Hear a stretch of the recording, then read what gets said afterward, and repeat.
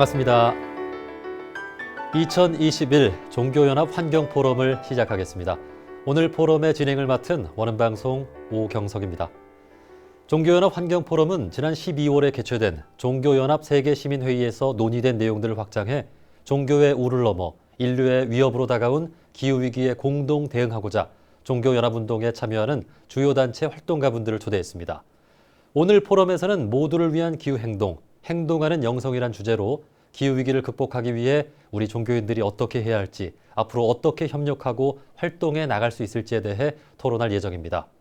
참여자분들의 이해를 돕고자 관련 사례 발표도 준비했으니 끝까지 시청해 주시고 함께해 주시기 바랍니다. 먼저 개회사 및 축사를 대신하여 오도철 원불교 교정원장님의 오프닝 법문이 있겠습니다.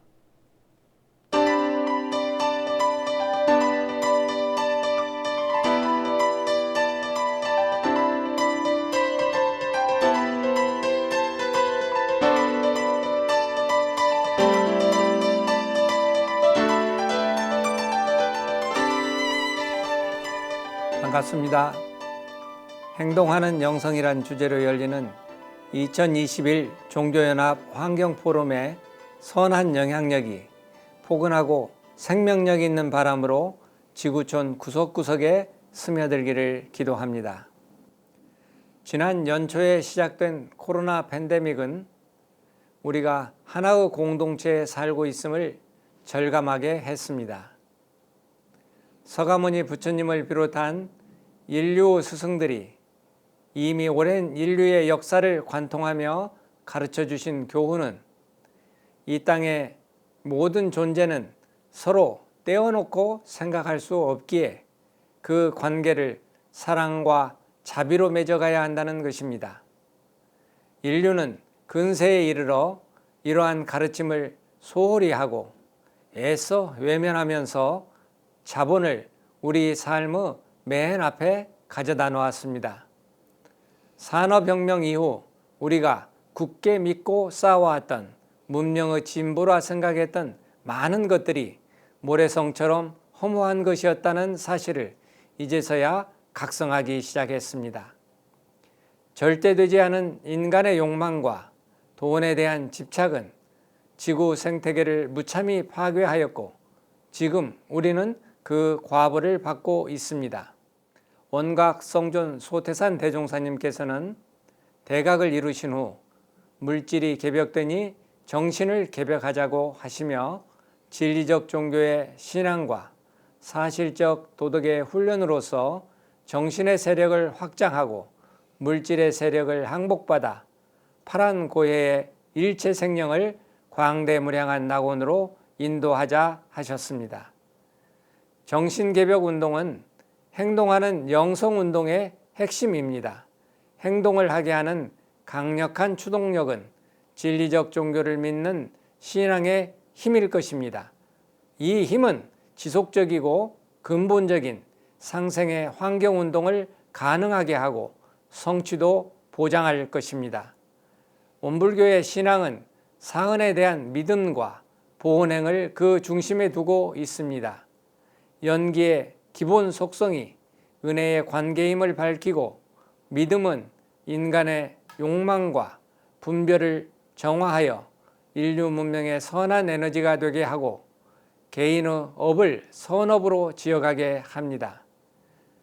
천지은, 부모은, 동포은, 법률은의 사은이 모두 하나의 은혜로 모아지지만 특히 천지은은 기후 환경에 대한 깊은 성찰을 하게 하는 소중한 가르침입니다.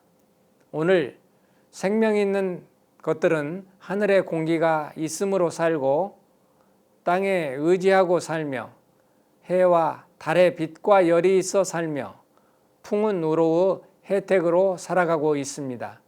이것이 천지의 광대무량한 은혜입니다. 이 천지에 대한 배은은 피은, 보은, 배은을 알지 못하는 것과 설사 안다 할지라도 보은의 실행이 없는 것입니다. 안다면 행동해야 합니다. 이제 인류는 상생과 자리이타의 윤리를 가치의 중심에 두고 내가 할 수 있는 보은의 길을 찾아 실행에 옮겨야 합니다. 그것이 지구를 살리고 생명 있는 모든 것을 살리는 길입니다. 저는 다음과 같은 몇 가지 실천 운동을 제안하고자 합니다. 하나, 온불교인들은 천지보건운동에 열성을 다해야 합니다. 가난, 무지, 질병, 전쟁을 이겨내기 위한 모든 일에 창의적으로 힘을 모아야 합니다. 둘, 덜 먹고 덜 쓰기 운동에 함께 해야 합니다. 내 욕심을 덜어내고 다른 생명을 존중하고 귀히 여기는 소비 문화를 만들어가는 일에 앞장서야 합니다. 셋, 물 절약 운동을 해야 합니다. 생명의 근원인 물은 언제까지나 풍족할 수 없습니다. 넷, 지속 가능한 에너지에 늘 관심을 가지고 편리함만을 좇지 않아야 합니다. 편리함의 대가는 환경오염과 파괴를 불러올 것입니다.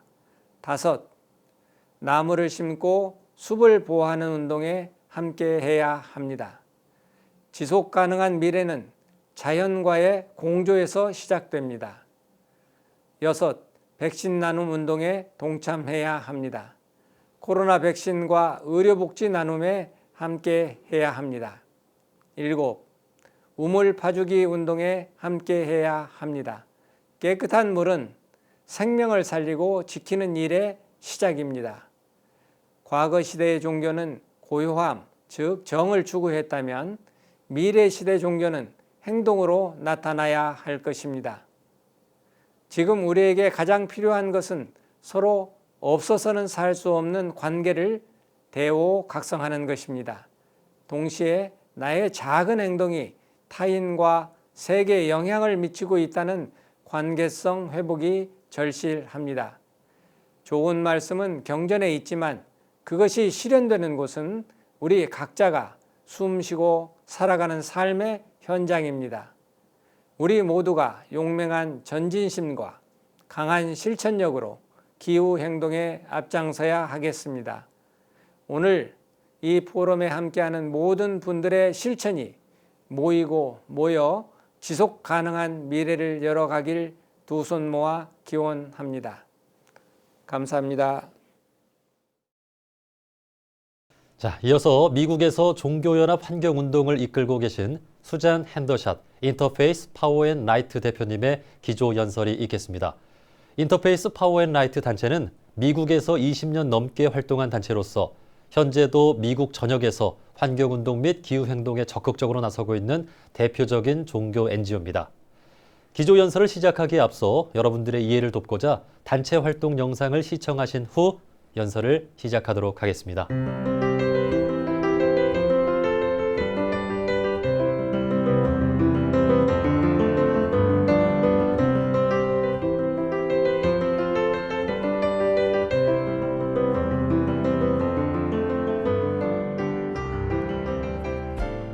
Interfaith Power and Light was founded in the year 2000. The first meeting took place in a church in downtown Oakland, a Baptist church. And in addition to Sally Bingham, who had already started and been running Episcopal Power and Light, the other groups that were involved in that initial founding were the California Council of Churches, the Southern California Ecumenical Council, and the Northern California Interreligious Conference. I remember back in the early 90s when I gave my first sermon at Grace Cathedral on climate change, and I was called a communist, and I was told I was supporting world government, and it was a long time. I mean, here we are 20 years later, and you talk about climate change in a church, and people say, yes, of course. But 20 years ago, it was very, very difficult. So we've come a long way. The first big victory we had in terms of policy was in California in passing the nation's first bill to address global warming emissions. It was the Clean Car Act. It was a Fran Pavley bill. And she was having difficulty getting enough votes to get the legislation passed. And we were able to find out where some of these legislators went to worship.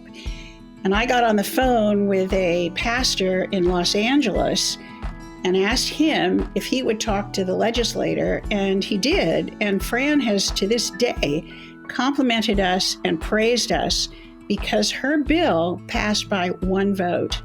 And she thinks and gives us credit for having helped have that happen. And the other thing that's fun is the legislature later that came and voted yes for her bill said, I've never had my pastor talk to me about legislation before, but it all made sense, and thank you.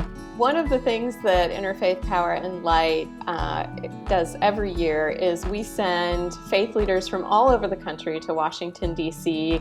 for our National Advocacy Day on the Hill. And during that Advocacy Day, we meet with more than 100 congressional offices, either members of Congress or their staff, and we speak with them about faith and climate policy. So why is acting on climate, why is taking action on federal climate policy something that people of faith care about? We would go in our clergy clothes. Well, we dressed in whatever garb was appropriate for our religion. And legislators would really sit up straight and say, who are these folks? They said that people had come in and talked to them about climate who were from the Sierra Club, from the Lung people, from health places, from Children's Defense Fund, but they'd never had anybody come in and talk about climate from a moral or religious perspective. So we had quite a open arms welcome when we went to Washington, and I believe that's still the case today. One of the first Interfaith Power and Light programs was in California, and we were going strong when I got a call from an Episcopal priest friend of mine in Georgia who wanted to start a program in Georgia. And I flew down there and we got a Georgia Interfaith Power and Light going, and it's now one of our very strongest programs. I also had a friend in Massachusetts who wanted to do the same thing. And so Georgia and Massachusetts came on very early in this ministry, and they are two of our strongest programs. Our state affiliate network has grown to include 40 state affiliates around the country who are doing incredible work connecting with individuals, faith leaders, congregations in cities, at the state level, and doing amazing work on the ground to block fossil fuel infrastructure, pass renewable energy standards at the state level, and to carry the message of why caring for creation is a central part of our faith traditions. We have such a large movement going on in this country. Thanks to all of you, it's a very large movement.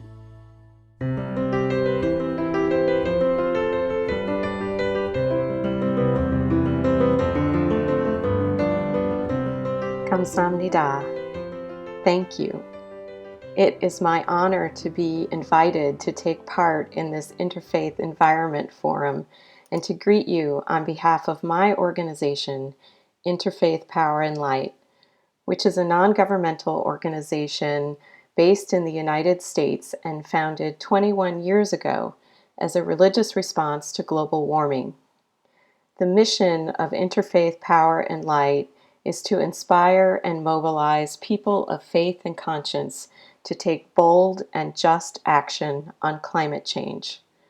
We envision a stable climate where humans live in right and just relationship, interconnected to a healthy, thriving, natural world. Before becoming president of Interfaith Power and Light, I was an ordained Christian minister serving local congregations in Iowa in the United States. The issue I was most concerned about was the issue of hunger. The congregations I served supported local hunger ministries. We distributed food to families in need and served meals in homeless shelters, and we raised money for both domestic and global hunger relief. We were also working as advocates to support policies that would lift families out of poverty and support self-sufficiency. I was not paying attention to the issue of climate change. My family was recycling. We had made our home more energy efficient, and we were taking other small steps to protect the environment, such as picking up trash in a local park. But then I read an article on the geopolitics of food, which made the connection between the destruction of crops due to drought and wildfire that were fueled by climate change, the resulting global food shortages and higher grain prices, and the rise of conflict that was driven by scarcity of resources. What I realized in that moment was, if I wanted to solve the problem of hunger, I needed to work to solve the climate crisis. And I learned something else as my knowledge about the issue increased. My sons and the generations coming after them will suffer even more droughts, wildfires, massive hurricanes and typhoons, and other climate disasters unless we take bold action today. In the past year, we have collectively deepened our understanding of the intersection of health, the environment, and justice through the intersected crises of the COVID-19 pandemic, climate change, and racial and economic injustice in the United States. Now we are preparing for a post-COVID future. We have an opportunity to see what has not been working for many global citizens and to seek a new path forward. We have an opportunity not to go back to existing inequalities, but to create a future where all are included, all are valued, and all have what they need in order for their families and their communities to thrive. When Interfaith Power and Light was started in the year 2000, many congregations and faith communities were not talking about care for the earth and our environment as being central to our religious teachings. And yet we know that all major religious traditions share at least two things in common: a calling to care for our neighbors, especially those who are most vulnerable in our societies, and a calling to care for the earth, which we all share. Climate change impacts both of these, our neighbors and the earth, and so it should be an issue that unites us to act together for change. The religious community can approach this conversation from an ethical and moral standpoint, based in our values, in order to transform the dialogue from what divides us to what unites us. One of the ways that Interfaith Power and Light encourages people of faith to come together is through our program, Faith Climate Action Week. This is an annual event held during the week of Earth Day in April, with climate and environment-themed worship resources, sermons, and films. This year, the theme focused on the intersecting challenges of food insecurity, racial injustice, and the climate crisis, with an emphasis on how people of faith can respond. More than 1,500 congregations across the United States participated in this event in 2021. Change comes when we search our deeply held values, which is the role of religion. Our faiths speak to our deepest values, values of love, compassion, justice, hope, and courage. A world based in these values would be a just and sustainable world for all. Christian theologian Cynthia Mo Lobeda, who teaches at Pacific Lutheran Theological Seminary, states, "Moral values must be brought to bear in determining the ongoing shape of society, if that society is to be moral. For many people, moral values are grounded in religious belief. Religion, therefore, inherently comes into play." Interfaith Power and Light teaches people of faith across the United States how to become advocates for policy change. We believe that not only do we need to be mindful of our personal lifestyle choices, such as our food choices and how much energy we use in our homes and places of worship, but we must also advance government policies that can bring larger structural change. Currently, we are advocating in support of President Biden's infrastructure plan, which will include support for renewable energy and for a just transition for workers who have been employed in the fossil fuel industry. It will also bring resources to frontline and environmental justice communities that have been overburdened by pollution by the siting of fossil fuel burning industries through no fault of their own. The United States recently rejoined the Paris Climate Agreement and set new targets for lowering greenhouse gas emissions across the country. But we know that in order for the United States to deliver on the promises that we make to the global community, we need to pass federal legislation that will lower our national carbon emissions. That is why Interfaith Power and Light works as a partner to both religious and secular environmental organizations in order to push policymakers to set bold targets and to explore multiple strategies for lowering emissions, including in the utility sector, the transportation sector, by blocking new fossil fuel infrastructure, and by researching how agriculture and tree planting can be part of the solution. Climate change is an issue of justice. It is an environmental justice issue and an economic justice issue when those who are suffering the greatest impacts are those who are poor and who lack the resources to relocate away from sources of pollution or areas hardest hit by extreme weather, such as flooding and wildfires. It is a generational justice issue when our children, our grandchildren, and future generations are tasked with solving a problem they did not create. That is why Interfaith Power and Light centers justice and equity in our work. We know that it not only matters what we do, but also how we do it. We cannot leave whole communities behind in the transition and transformation that needs to happen in order to meet our climate commitments.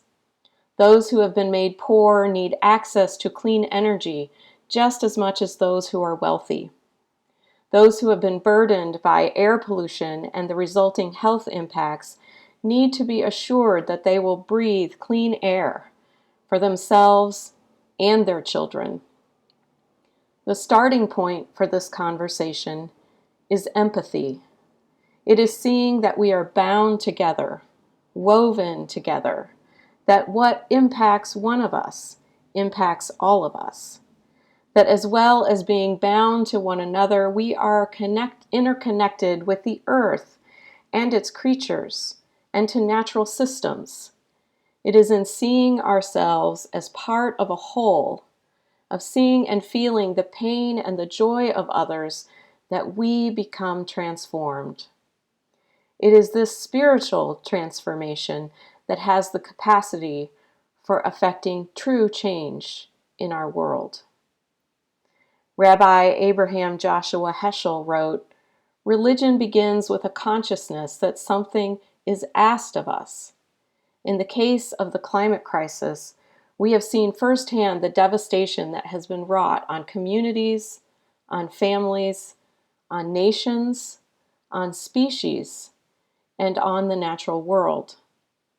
We also understand that climate change intersects with many other issues that our many and varied faith traditions have been working on for decades or even centuries. Not only hunger, but access to clean water, population displacement and the global refugee crisis, disaster relief, and global conflict resolution. The Buddhist teacher Thich Nhat Hanh, in his book Love Letter to the Earth, wrote, "There is a revolution that needs to happen, and it starts from inside each one of us. When we change the way we see the world, when we realize that we and the earth are one, and we begin to live with mindfulness, our own suffering will start to ease. When we're no longer overwhelmed by our own suffering, we will have the compassion and understanding to treat the earth with love and respect. Restoring balance to ourselves, we can begin the work of restoring balance to the earth. There is no difference between concern for the planet and concern for ourselves and our own well-being. There is no difference between healing the planet and healing ourselves. Our moral opportunity is for faith communities and individuals of spirit and conscience to provide leadership on what is an existential crisis, the most urgent and compelling challenge of our day. In order for this to happen, we need to be grounded in hope, an active hope that empowers us to act, to take beneficial action, to co-create the future we envision. Our future is not already written. We have the power to bring about the change that is needed. The time is now. 감사합니다. Thank you. Blessings as you participate in this forum.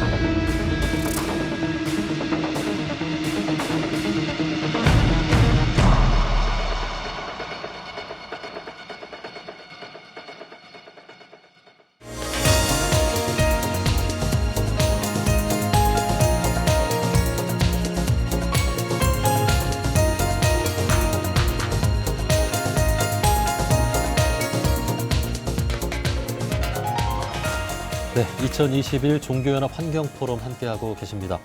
자, 다음은 기후위기 시대의 종교연합운동, 행동하는 영성이라는 주제로 종교연합운동에 힘쓰고 계신 전문가분들을 모시고 대담회를 갖도록 하겠습니다. 자, 먼저 대담회에 함께하실 분들을 소개하겠습니다. 먼저 원불교 종교연합운동의 추진위원회의 추천으로 참여연대 운영위원이신 수산 정상덕 교무님 함께하겠습니다. 수산님 반갑습니다. 예. 자, 다음은 5대 종단 환경단체 연대체죠. 종교환경회의의 추천으로 종교환경회의 운영위원이신 유정길 불교환경연대 운영위원장님 나오셨습니다. 네, 위원장님 반갑습니다. 예. 자, 그리고 7대 종단 협의체입니다. 한국종교인평화회의의 추천으로 김용휘 한국종교인평화회의 생명평화위원회 위원장님 함께해 주시겠습니다. 반갑습니다. 반갑습니다. 예. 자, 세 분은 좀 인연이 있는 사이시죠? 예, 그렇죠. 예, 수사님 좀 소개를 좀 해주신다면 어떻습니까? 네, 우리 유정길 법사님은 오랫동안 불교환경위원회 창립 멤버이시며 현장에서 늘 뵙던 분이고 우리 김용희 교수님은 그동안에 깊은 해안으로 우리에게 또 현대사의 위기 또 환경의 중요성을 우리에게 늘 가르쳐 주시는 그런 고맙고 지혜로우신 분들이십니다. 예.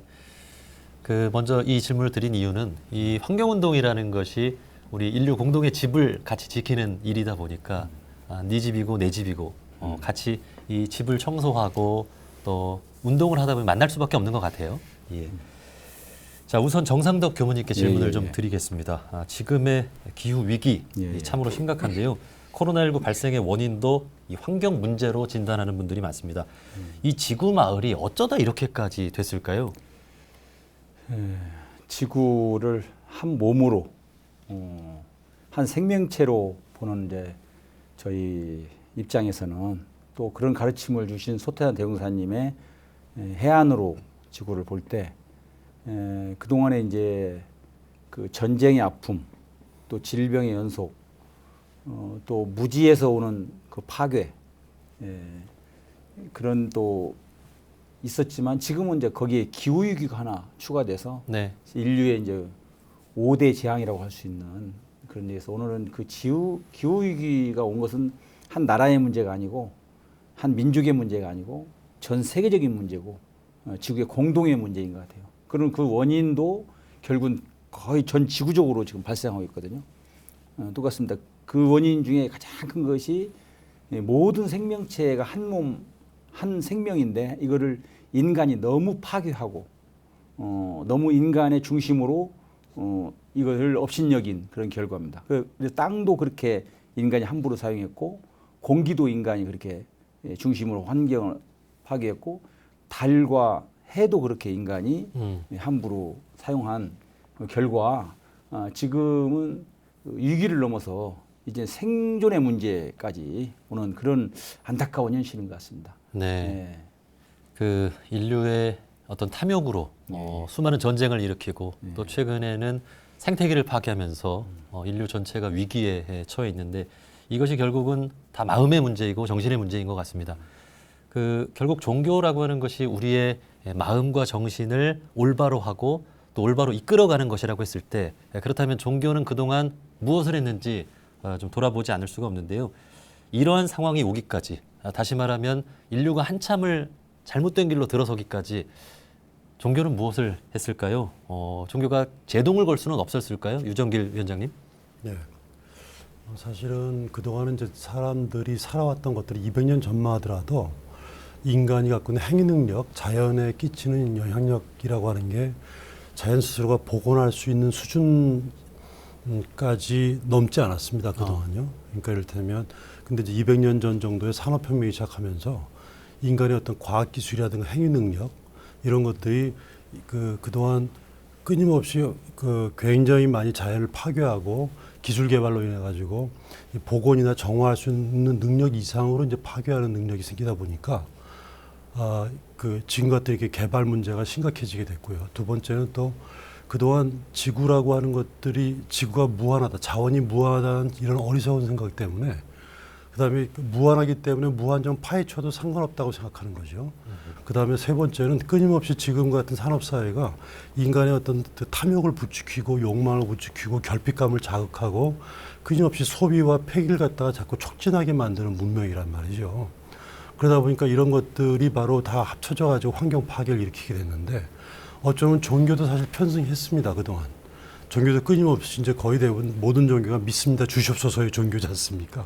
그래서 끊임없이 부처님, 예수님을 이용해 가지고 복채를 많이 낼 테니까, 헌금을 많이 낼 테니까, 100만 원 낼 테니까 1000만 원 벌게 해달라고, 그다음에 승진해달라고 그러고, 또 부자 되게 해달라고 그러고, 이런 식의 탐욕을 갖다가 끊임없이 부추겼기 때문에 어쩌면 지금 현대 사회 속에서의 종교는 부처님, 예수님이 없이 오히려 돈이 종교였습니다. 그동안.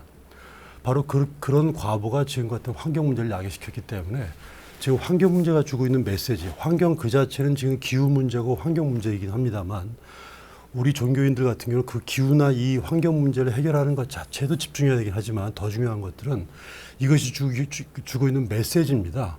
기후 환경 문제는 일정하게 우리가 그동안 잘못 살아왔던 것들을 올바로 삶으로 복원하라고, 회복하라고, 그다음에 종교 근본으로 돌아가라고 하는 그런 메시지거든요.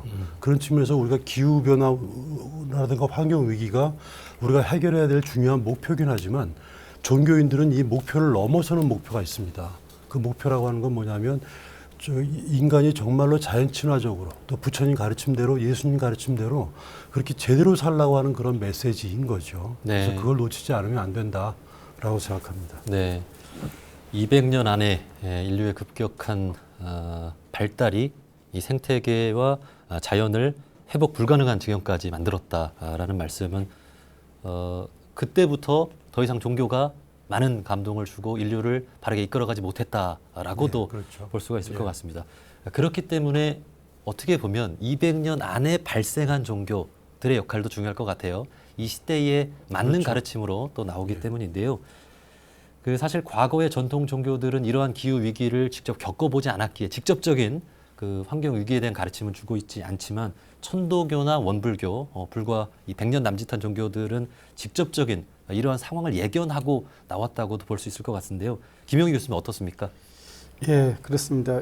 동학의 창시자이고 이제 천도교의 창시자라고 할 수 있는 순최재호 선생은 이미 이제 150년 전에 그런 어떤 이 세상이 크게 한번 변할 거다. 그렇게 해서 이제 다시 개벽이라고 표현을 하셨거든요. 다시 개벽의 세상이 올 거다.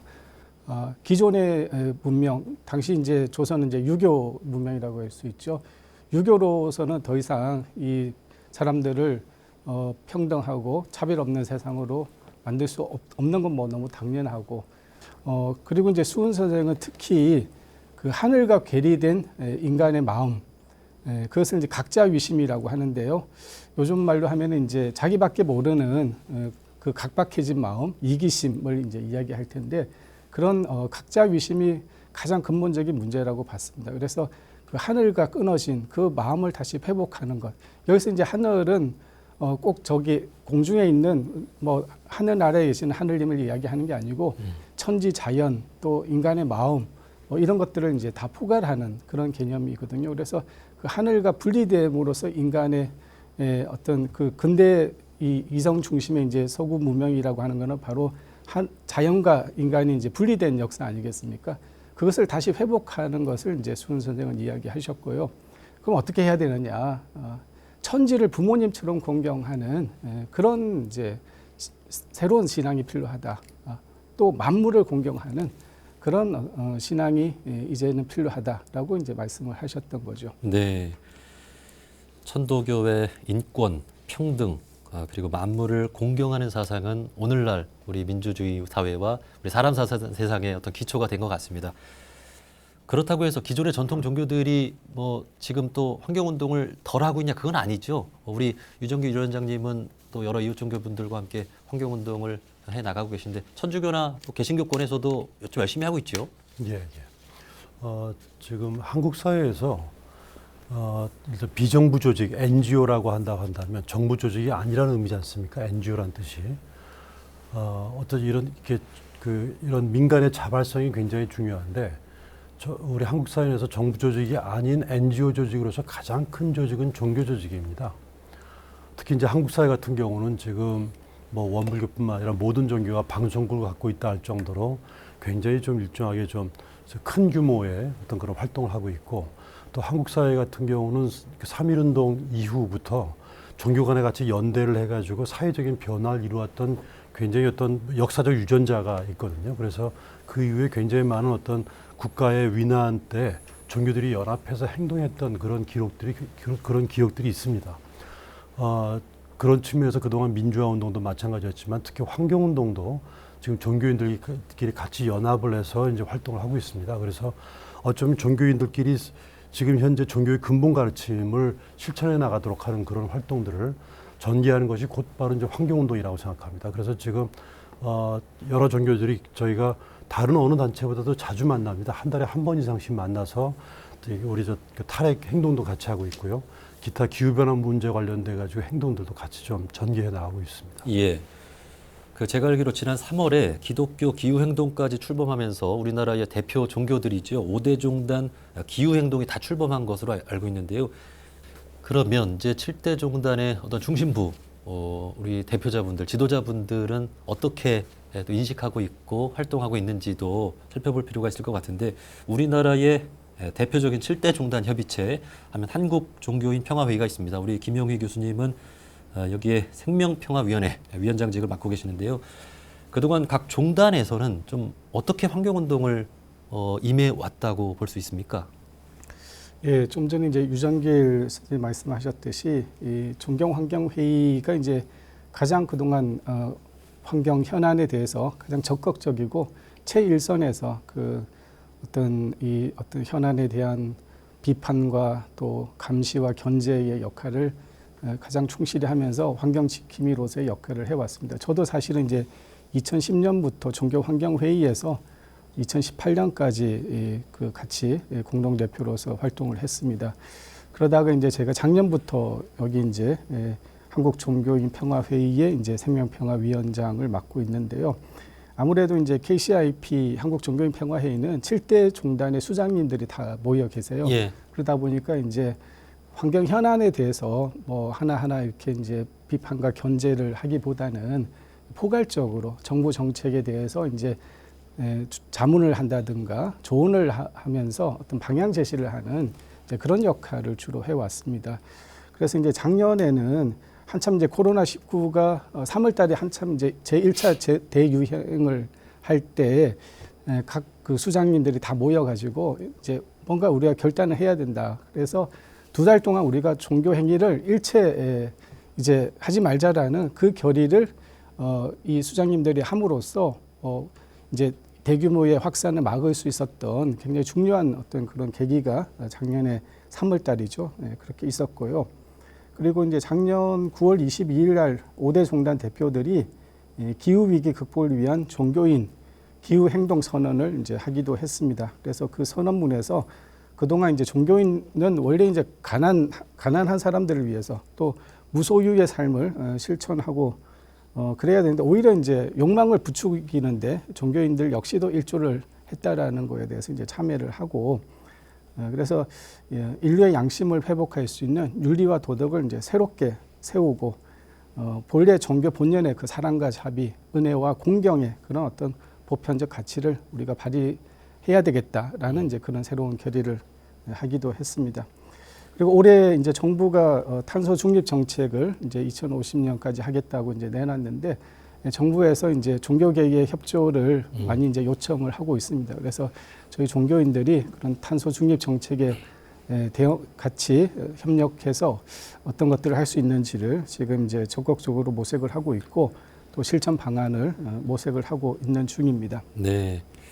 그 지난달 그 미국 바이든 대통령 주재로 기후 정상회의가 열리기도 했죠. 우리나라도 2050 탄소 중립을 선언하고 그때 이제 40개국이 다 그때를 목표로 탄소 중립을 선언했는데 2050년 뭐 한참 남은 것 같아요. 30년. 그때까지 탄소 중립을 한다. 이것만으로 충분할지 또 성공할 수 있을지 유정길 위원장님 어떻게 좀 보십니까? 예, 2050년이면 한참 먼 것 같은데 지금 기후변화 문제와 관련돼 가지고 걱정하는 사람들은 2030년까지 2도씨 아니면 1.5도씨가 상승하면 더 이상 회복할 수 없는 방향으로 간다고 얘기하고 있습니다. 2030년 불과 앞으로 10년밖에 안 남았거든요. 근데 2050년까지 탄소 중립을 하면 괜찮을까? 저는 굉장히 좀 비관적입니다.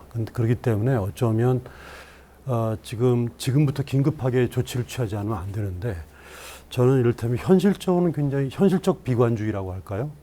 지금 모든 사람들이 다 이렇게 욕망을 추구하고 있고 대량 생산, 대량 소비를 여전히 발전이라고 행복하다고 생각하고 있고 환경 문제는 100년, 200년 장기적인 문제를 책임지는 사람이 결정을 해야 되는데 지금의 모든 세계 정치권이나 정치인들은 4년, 5년의 그 기간 그 다음 선거밖에 책임지지 않기 때문에 또 유엔기구로 할지라도 실제로 그런 정치인들에 의해서 만들어진 기구체거든요. 그렇기 때문에 지금 현재 전 이런 차원에서 이런 속도로 보자 한다면 현실적으로 굉장히 비관할 수밖에 없는 측면이 있다고 생각합니다. 그렇지만 또 한편으로는 실용적 낙관주의라고 할까요? 실천적 낙관주의라고 할까요? 그동안 인간의 어떤 노력에 의해서 주체적인 노력에 의해서 변화된 부분들이 몇 가지가 있습니다. 우리가 90년 초에 지금 오존층 파괴 문제가 굉장히 심각한 문제였었지 않습니까? 근데 요즘에는 오존층 파괴 문제는 사라졌어요. 어쨌든 당시에 근 20년 가까이 오존층 문제를 갖다 해결하려고 하는 노력에 의해 가지고 불과 20년 만에 오존층 문제가 해결됐습니다. 과거에 우리가 변화했던 그런 것들을 보고 우리가 정말로 행동을 전환적으로 바꾼다 한다면 저는 얼마든지 가능성이 있다고 생각합니다. 예. 근데 여기서 중요한 것은 뭐냐면 저 아까도 말씀드렸습니다만 지금 과연 앞으로 10년 안에 2050년까지 탄소 문제를 해결할 수 있는가 하는 문제인데 우리가 너무 환경이나 기후 문제만 집중하게 되면 이 문제에 집중해야 될 사실임은 분명합니다만 저희 종교인들은 이걸 뛰어넘는 준비를 해야 된다고 생각합니다. 너무 이렇게 마치 우리가 환경 문제가 다 부분 나눠가지고 부분만 문제 삼았던 그런 식의 인식의 과보 때문에 발생한 문제거든요. 환경 문제가 환경 문제 자체만이 아니거든요. 환경 문제가 우리 몸속에서 약한 것을 우리 몸이 갖고 있는 전반적인 균형이 파괴된 것들을 약한 것을 비집고 드러나는 증상이기 때문에 환경 문제를 포함한 포괄적인 문제까지도 같이 고려하지 않으면 안 되는데 그런 안목을 전 종교가 계속적으로 제공해야 된다고 생각합니다. 네. 전문가들은 앞으로 10년을 내다보고 있는데 각국은 30년을 목표로 정하고 있습니다. 어쨌든 각국의 탄소 중립 정책이 성공하도록 앞당기도록 우리 또 종교계가 해야 될 역할이 있을 것 같습니다. 자, 이 질문을 조금 확장해서 두 분께도 다시 한번 좀 드려보고 싶은데요. 우리 종교인들의 환경운동이라고 하는 것이 종교 개개인의 어떤 환경운동에 대한 참여도 중요하지만 그 국가를 이끌어가는 지도자 그리고 자본가 또 기업인들에게도 선한 영향력을 끼칠 수 있어야 한다는 생각이 드는데요. 좀 종교인의 환경운동 어떻게 더 확장시켜 나갈 수 있을까요? 정상덕 교무님. 예, 종교는 사실은 이제 그 으뜸의 가르침이라고 해석할 수도 있지만 종교가 솔선수범, 종교가 성자들의 예언에 의한 거기에 대한 그 바른 행동을 먼저 보여주는 게 중요하거든요. 그래서 저도 이제 영광에서 지금 농사를 짓고 있는 사람 중에 하나인데 그 정관평을 5만 평 정도를 대웅사님 당대 때 그걸 막아줬어요. 그 땅을 지금 우리 유기농법으로 지금 농사를 짓고 있는데 그 유기농법이 직접 접으면 국가와 협력을 해야 되는데 그 판매망을 또 국가가 충분히 수용하지 못해요. 또 우리도 판매망을 스스로 개척해야 된단 말이에요. 그러니까 왜 그러면 농민들은 유기농을 통해 가지고 그 땅을 보존해야 되고 건강한 물을 또 확보해야 되는데 왜 유기농을 계속 못하는가? 그러면 농민들 스스로도 이미 수확에 대한 차이, 그다음에 그 수매에 대한 또 불편함이 있거든요.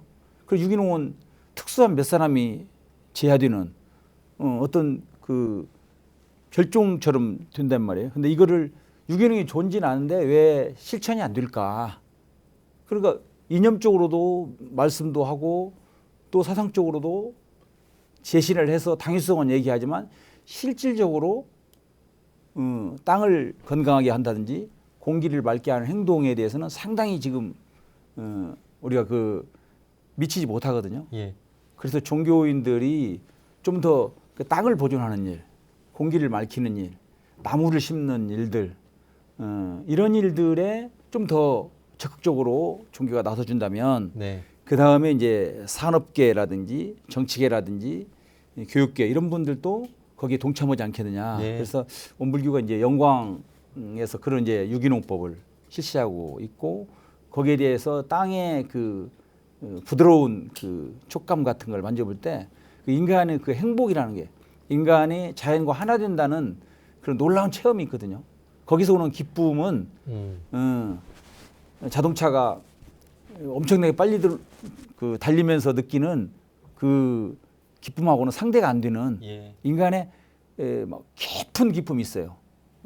맑은 물을 먹었을 때, 또 부드러운 흙을 만졌을 때, 또 그 초롱초롱한 별을 봤을 때, 인간이 생태적으로 느끼는 생존적으로 느끼는 그런 기쁨을 우리가 맛보아야 된단 말이에요.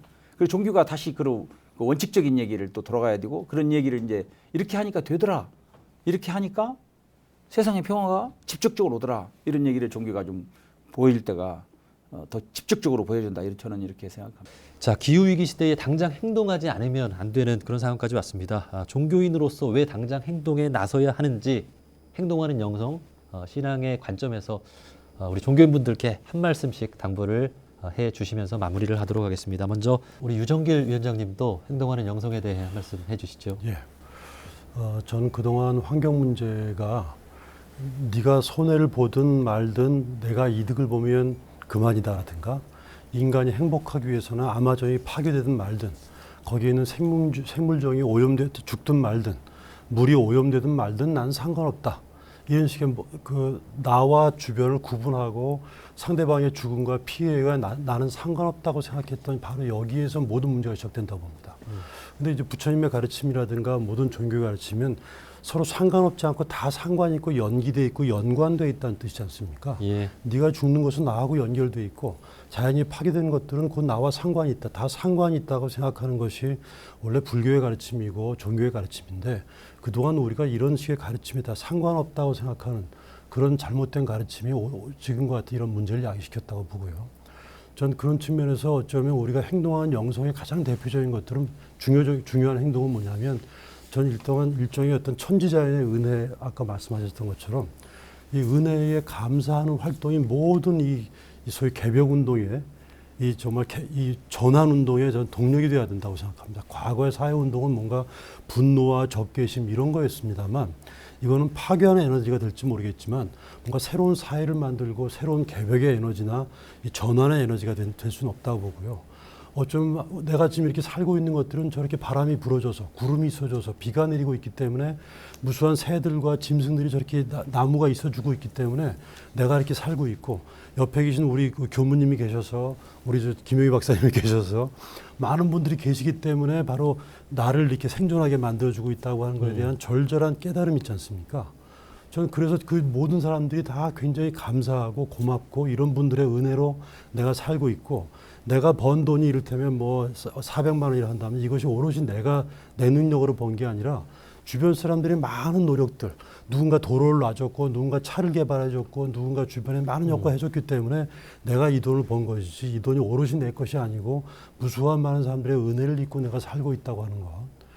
저 이거에 대한 전 은혜를 입고 있다는 생각들에 대한 절실한 깨달음하고 거기에서 오는 어떤 그런 감사라고 하는 것들이 전 굉장히 중요한 이 변화의 동력이라고 생각합니다. 그래서 이런 모든 감사라고 하는 게 자연에 대한 아름다움을 느끼게 만드는 힘이 되기도 하고 주변을 변화시키는 큰 힘이 되기도 하고 오랫동안 일을 할 수 있는 또 동력이 된다고 생각하거든요. 전 그런 측면에서 정말로 이런 전환을 위해서는 그런 고마움과 감사를 회복하는 활동, 전 이것이 종교적인 영성이 된다고 생각하고요. 전 그리고 종교인들끼리 어쩐 종교인들끼리 지역 내에서 전 같이 기후변화를 위해서 같이 행동을 하고 특히 원불교에서는 우리 100개 교당에 태양광을 설치한 건 대단한 큰 모범 모델입니다. 그래서 저희 불교도 이게 좀 자극이 돼서 좀 잘해보자고 좀 저희가 굉장히 자극을 받고 있는데 지역 내에서 농촌 쓰레기나 해안 쓰레기도 얼마나 많습니까? 이런 활동도 같이 줍고 이런 활동을 통해 가지고 종교인들끼리 연대를 도모할 수 있고 환경 문제도 해결할 수 있는 그런 방법이 있다고 생각하기 때문에 그런 여러 가지 공동으로 행동할 수 있는 이 어른들끼리 같이 좀 협의를 하셔가지고 공동의 지역 내에서 좀 행동할 수 있도록 하는 방법이 있다고 한다면 종교가 굉장히 큰 변화를 만들 수가 있다라고 저는 확신합니다. 저는 이제 이 기후 위기야말로 새로운 기회다라는 이제 그 관점으로 좀 보고 싶습니다. 아까 이제 그 시한부 인생 이 선고 받은 걸로도 말씀을 드렸는데 이제 암 선고를 받고 뭐 수술을 통해서 이제 이렇게 극복할 수도 있겠지만 그렇게 수술로 하는 방법은 또다시 재발할 그런 위험성이 많습니다. 그래서 이 기후 위기의 극복을 어떤 또다시 과학기술 문명으로 극복하고자 하는 이런 방식은 더 자연과 멀어지게끔 하는 방식이고 그건 더 다른 방식의 또 문제들을 일으킬 겁니다. 그래서 저는 그런 암 선고 때 이제 다른 방식으로 해서 정말로 새로운 삶을 살고 그동안 좀 외면했던 정말 삶의 더 본질적인 가치들, 진정한 행복을 되찾은 분들도 많이 계세요. 그래서 정말 이제 뭐 시골에서 농사를 지으면서 또 가족들과의 그런 어떤 유대를 더 강화하면서 더 이제 자기 본래 진짜 행복을 찾았던 이런 분들의 삶을 저는 또 많이 알고 있습니다. 그래서 이것이 위기이긴 한데 이 위기를 정말 나의 삶을 좀 되돌아볼 수 있는 그런 이제 저는 기회로 삼는다면 우리 삶이 지금까지 자본이 주도했던 이런 삶이 아니라 정말 우리 종교인들이 중시하는 정신적 가치가 중시되는 그래서 정말로 이제 품격 있는 이런 문명이 저는 가능하다고 생각이 되고요. 그러기 위해서는 우리 종교인들이 정말 자기 비움의 영성, 저는 이제 영성에서 가장 중요한 건 결국 자기 비움이라고 생각이 됩니다. 근데 지금까지 탐욕이 종교인들조차도 성장과 탐욕에 물들어 있었던 거죠. 그래서 자기 비움, 그리고는 이제 나누는 거죠. 나누고 그리고 공경하는. 그래서 자기 비움과 나눔, 공경의 영성으로 우리 종교인들이 본연의 어떤 종교인의 모습을 회복할 때 저는 이 기후 위기가 새로운 어떤 기회가 될 수 있다. 그래서 정말 생태적이고 품격 있는 문명으로의 전환이 저는 가능할 거다라고 좀 낙관적으로 이렇게 전망을 하고 있습니다. 예. 희망적인 말씀 감사드립니다. 지금 지구 마을이 많이 아픕니다. 인류 공동의 집이 아픈데 우리가 그냥 살아갈 수는 없겠죠. 각자의 신앙의 바탕에서 행동하는 영성이 무엇인지 세상에 보여줄 수 있는 우리 종교인들이 되었으면 좋겠습니다. 자, 기후위기 시대의 종교연합운동 행동하는 영성이란 주제로 세 분 종교인과 말씀 나눠봤습니다. 세 분 모두 고맙습니다. 네, 감사합니다. 고맙습니다. 네. 고맙습니다.